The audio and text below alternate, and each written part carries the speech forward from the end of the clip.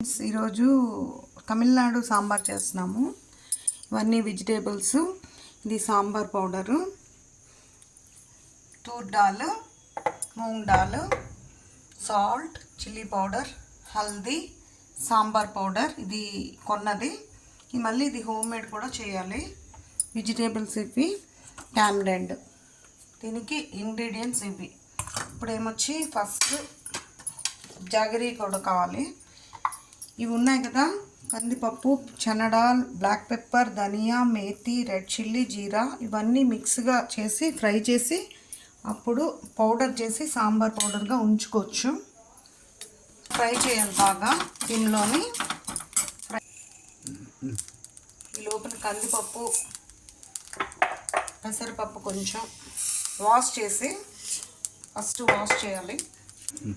1:3 water వేసాక ఒక్క drop oil కొంచెం వేయాలి పైకి రాకుండా. ఇది చిల్లీ పౌడర్, గ్రీన్ చిల్లీ,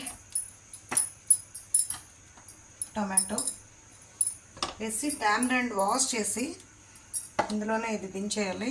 దించేసి మీడియం ఫ్లేమ్లో ఒక 4 విజిల్స్ ఇవ్వాలి. హాయ్ ఫ్రెండ్స్, అరటికాయ కూడా వేయచ్చు, ఏ వెజిటేబుల్ ఉన్నా వేయచ్చు ఎక్స్పెక్ట్ ఇది కరేలా కాకరకాయ తప్పించి.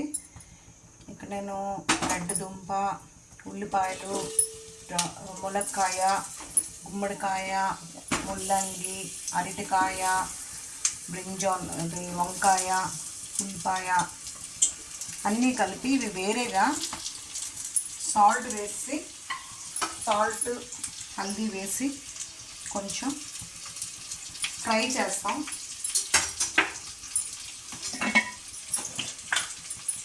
వేసి పచ్చిపోయినంత వరకు ఫ్రై చేస్తాం. ఫ్రై చేసిన ఇంగ్రీడియంట్స్ ఉన్నాయి కదా డ్రైది, ఇది మళ్ళీ పౌడర్ చేసి స్టోర్ చేసి కూడా ఉంచుకోవచ్చు. నైస్గా చిన్న మిక్సీలో ఇలా ఫైన్గా పౌడర్ చేసాక కోకోనట్ గ్రైండ్ అయ్యాక కొంచెం వాటర్ వేస్తాం, వేసి ఫైన్గా పేస్ట్ చేస్తాం. ఇంకా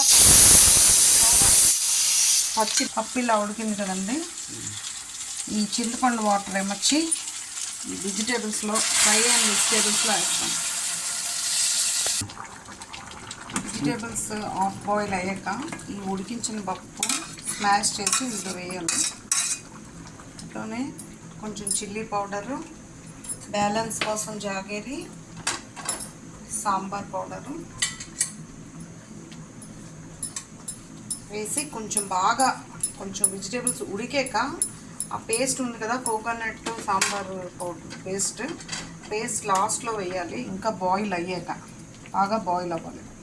వెజిటేబుల్స్ బాయిల్ అయ్యాక ఈ కోకోనట్ అన్ని డ్రై ఇంగ్రీడియంట్స్ వేసాను కదా పేస్ట్, అది కూడా వేసేసి తర్వాత లాస్ట్లో ఇంకా పోపు వేయాలి. తర్వాత మస్టర్డ్, జీరా, దంచిన గార్లిక్,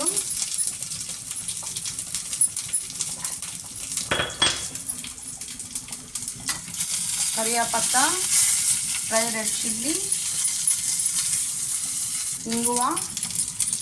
ఇంగువ వేస్తే బాగుంటుంది ఫ్లేవరు. ఇది కొంచెం ఫ్రై అయ్యాక ఆనియన్ కూడా వేసేస్తాము. ఫ్రై అయ్యాక లాస్ట్ ఫైనల్గా పోపు వేసేది. ఇష్టమైతే కొరియండర్ వేయచ్చు, కానీ నేనైతే ఇక్కడ వేయట్లేదు. కొరియండర్ ఎక్కువ వేసినా ఆ సాంబార్ ఫ్లేవర్ రాదు. ఇక్కడ మెయిన్ కరివేపాకు మెయిన్, కొరియండర్ వేస్తే సాంబార్ ఫ్లేవర్ రాదు. ఇంకా కొంచెం ఫ్రై చేయాలి, చేశాక పోపులో కలిపేయడం.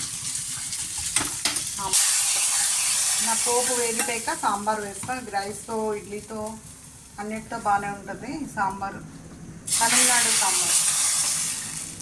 Thank you for watching this video.